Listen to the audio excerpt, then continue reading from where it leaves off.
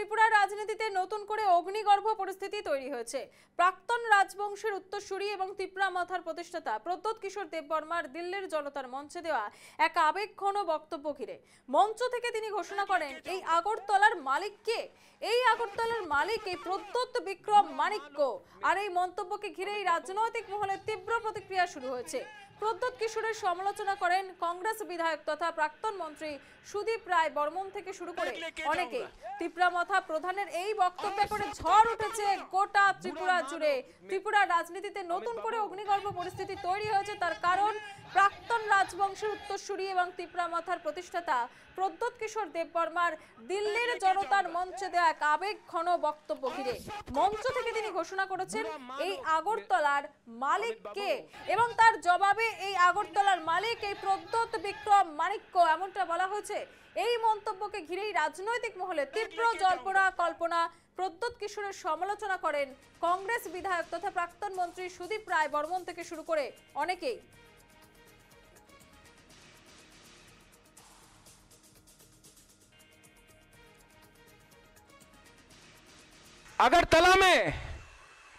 अगरतला में आके अगरतला मालिक के अगरतला मालिक प्रद्योৎ বিক্রম মাণিক্য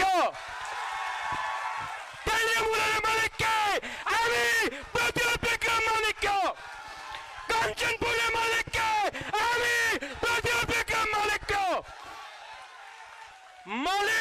मालिक होता है जो किराएदार है, वो मालिक नहीं बनता है, वो किराएदार होता है।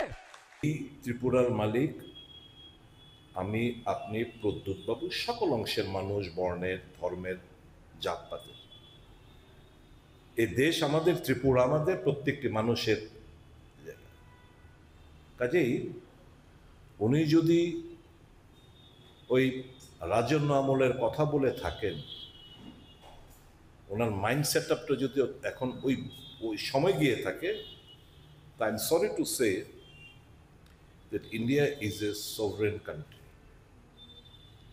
There is no princely state, it no more exists. এই ত্রিপুরা প্রদ্যোৎ বাবুর যেরকম, আমার যেরকম, সেরকম প্রত্যেকটি ভারতীয় নাগরিক। একেবারে যেমন মন্তব্য আপনারা যদি শোনালাম, যে সেখানে বলা হচ্ছে, তিনি একেবারে উত্তেজিত হয়ে বলছেন যে এই আগরতলা বা ত্রিপুরা তার, কিন্তু একেবারে তা তো নয়। কারণ পরিষ্কার ভাষায় বলে দেওয়া হয়েছে যে এখানে কিন্তু আর কোনো রাজতন্ত্র নেই ত্রিপুরায় আজকে দিনে দাঁড়িয়ে। সেখানে দাঁড়িয়ে তার এই মন্তব্য, অর্থাৎ প্রদ্যোৎ কিশোর দেববর্মার এই যে মন্তব্য, তাই সেই মন্তব্য কিন্তু রাজনীতিতে একেবারে জল্পনা তৈরি করেছে। যেখানে কংগ্রেসের তরফ থেকে কিন্তু তেমনই বার্তা দেওয়া হলো যে আগরতলা বা ত্রিপুরা সকলের, গোটা ভারতবাসীর। আগরতলার মালিককে, এই আগরতলার মালিক প্রদ্যোৎ বিক্রম মাণিক্য, এমনই উত্তেজিত স্বর কিন্তু শোনা গেল তার গলায়। আর এই মন্তব্যকে ঘিরে রাজনৈতিক মহলে শুরু তীব্র জল্পনা কল্পনা, তীব্র প্রতিক্রিয়া বিভিন্ন রাজনৈতিক মহল থেকে। প্রদ্যোৎ কিশোরের সমালোচনা করেছেন কংগ্রেস বিধায়ক তথা প্রাক্তন মন্ত্রী সুদীপ রায় বর্মন থেকে শুরু করে একাধিক রাজনীতিকরা।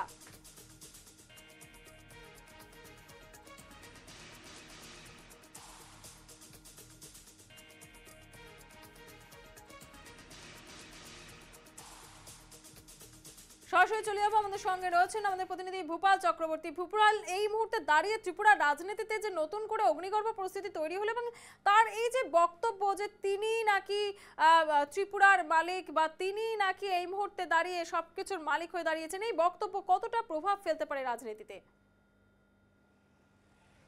দেখো, গণতান্ত্রিক দেশে এই ধরনের বক্তব্যের কোনো অস্তিত্ব নেই, সেটা একেবারেই প্রমাণিত। কিন্তু তিনি হচ্ছেন রাজবংশের উত্তরসূরি।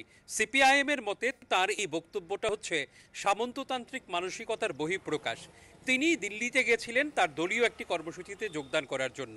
যন্তর মন্তরে তাদের এই কর্মসূচি ছিল। তাদের অভিযোগ হচ্ছে বিজেপি সরকার দীর্ঘ 18 মাস অতিক্রান্ত হয়ে গেছে, কিন্তু এখনও পর্যন্ত তিপ্রাসা অ্যাকর্ড বাস্তবায়ন করছে না। তারই দাবিতে এই যন্তর মন্তরে কর্মসূচি ছিল। তখন বক্তব্য রাখার সময় প্রদ্যোৎ কিশোর দেববর্মন এই আবেগঘন এক প্রকার উত্তেজিত বক্তব্য রাখেন, যেখানে তিনি বলছেন আগরতলার মালিক তিনি, তেলিয়ামুড়ার মালিক তিনি, কাঞ্চনপুরের মালিক তিনি। বাস্তবের সঙ্গে এর যে কোনো মিল নেই তা ত্রিপুরার তথা ভারতবর্ষের গণতন্ত্রই প্রমাণ করে, যেখানে রাজা বা রাজতন্ত্র বা সামন্ততন্ত্রের কোনো অস্তিত্ব নেই। যদিও প্রদ্যুৎ কিশোর দেববর্মনের এই বক্তব্যের পরিপ্রেক্ষিতে কংগ্রেস এবং সিপিআইএম এর পক্ষ থেকে প্রতিক্রিয়া এসেছে। কংগ্রেস এবং সিপিআইএম প্রায় একই সুরে বলছে যে ত্রিপুরার প্রত্যেকটা মানুষ ত্রিপুরার মালিক, যেভাবে ভারতবর্ষের প্রত্যেকটা মানুষ ভারতবর্ষের মালিক, সেখানে কোনো রাজতন্ত্র নেই। তবে কংগ্রেসের বক্তব্য হচ্ছে এই যে বিজেপি বা সিপিএমেরও সেম বক্তব্য যে বিজেপির সঙ্গে জোট করে তিপ্রামথা এখনো পর্যন্ত কিছু পায়নি। সেই হতাশা থেকেই প্রদ্যুৎ কিশোর দেববর্মন এমন মন্তব্য করছেন এবং তিনি নিজেকে মালিক বলে জাহির করছেন। যদিও এর পেছনে যে তার হতাশা রয়েছে সেটাই বলতে চাইছে কংগ্রেস এবং সিপিআইএম, কারণ তাদের বক্তব্য যে তিপ্রাসা অ্যাকর্ডের দাবি নিয়ে তারা দিল্লির যন্তর মন্তরে এই কর্মসূচি পালন করেছে, সেই দাবির মধ্যে কি ছিল, সেই অ্যাকর্ডে কি ছিল, তার কোনো সুস্পষ্ট লেখা বা সুস্পষ্ট বক্তব্য উল্লেখ নেই। শুধুমাত্র আবেগের উপর ভর করে এই ধরনের কর্মসূচির আয়োজন করা হচ্ছে বলে সিপিআইএম এবং কংগ্রেসের বক্তব্য। এই অবস্থায় প্রদ্যুৎ কিশোর দেববর্মনের এই ভাষণের পর তার পক্ষ থেকে কোনো ধরনের মন্তব্য উঠে আসেনি। তবে এই যে বক্তব্যের ধরন, যেভাবে তিনি বলছিলেন, সেটা ত্রিপুরার বিভিন্ন মাধ্যমে চাউর হয়েছে এবং বিভিন্ন রকমের প্রতিক্রিয়া সৃষ্টি হয়েছে। শ্যামাশ্রী, ভূপাল, তার এই যে বক্তব্য সেটা সাধারণ মানুষ অর্থাৎ ত্রিপুরার যারা জনগণ রয়েছে তাদের উপর কতটা প্রভাব ফেলছে? দেখো, খুব একটা যে মানুষ গুরুত্ব সহকারে এই বক্তব্যকে নিচ্ছে তেমনটা কিন্তু নয়। আবার একটা অংশ বলছে যে এই বক্তব্যের মধ্যে একটা উস্কানি জড়িত রয়েছে, যেখানে একটা হিংসা বা একটা বিভেদের গন্ধ থাকছে। সেই বিভেদ বা হিংসা থেকে সরে আসার জন্য ওই অংশ থেকে বলা হচ্ছে। কারণ এই ধরনের বক্তব্য যেখানে নিজেকে মালিক বলা হচ্ছে, যেখানে সেই সামন্ততন্ত্রের কথা বলা হচ্ছে, সেটা ত্রিপুরার মানুষ কিন্তু খুব ভালোভাবে গ্রহণ করছে না। সে জাতি জনজাতি উভয় অংশের মানুষের কথাই বলছে, কেউই কিন্তু সেইভাবে গ্রহণ করছে না এই বক্তব্যটিকে, শুধুমাত্র তার কয়েকজন অনুসারী ছাড়া। শ্যামাশ্রী, একেবারে ভূপাল, অনেক ধন্যবাদ এতক্ষণ সরাসরি আমাদের